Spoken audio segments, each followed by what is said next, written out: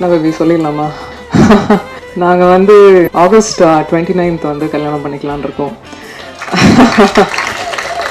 எனக்கு 15 வருஷமா விஷால் அவர்களை தெரியும்.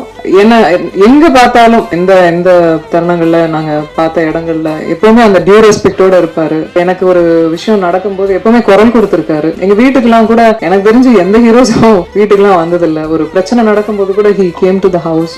Very sweet of him too, அந்த கெஸ்டரே எனக்கு ரொம்ப ரொம்ப பிடித்தது. சமீபமா தான் பேச ஆரம்பிக்கும் போது எங்களுக்குள்ள ஏற்பட்டுச்சு. அவருக்கும் தோணுச்சு, எனக்கும் தோணுச்சு. 2 பேரும் மியூச்சுவலா அது அக்செப்ட் பண்ணிக்கிட்டோம்.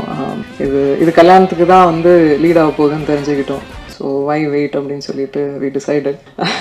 ஒரு விஷயம் தான், I just want him to be happy, அவ்வளோதான். and I love you. அவ்வளோதான் நான் எக்ஸ்பெக்ட் பண்ணுறது அவர்கிட்ட. நல்ல மனிதர், நல்லா இருக்கணும், அவ்வளோதான். என்ன பேபி?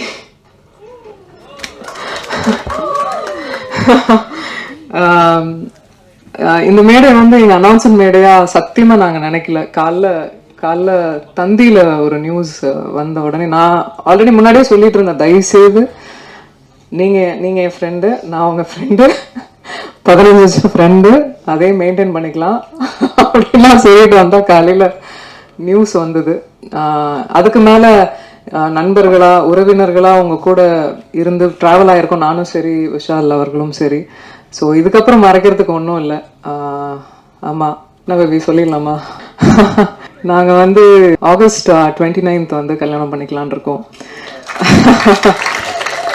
எனக்கு 15 வருஷமா விஷால் அவர்களை தெரியும்.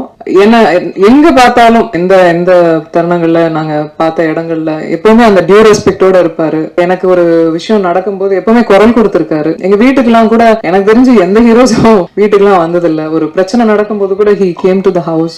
Very sweet of him too, அந்த கெஸ்டரே எனக்கு ரொம்ப ரொம்ப பிடித்தது. சமீபமா தான் பேச ஆரம்பிக்கும் போது எங்களுக்குள்ள ஏற்பட்டுச்சு.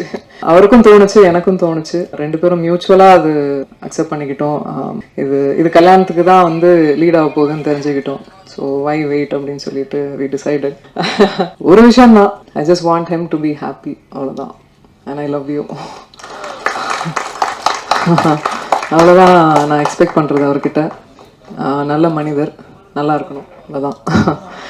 அண்ட் கம்மிங் பேக் டு யோகிடா, கணேஷ் மாஸ்டர் என்னை டூப்பே போட விடாம எல்லா ஸ்டண்ட்லையும் என்னையே பண்ண வச்சு என்னை பெண்டை கழட்டிட்டாரு.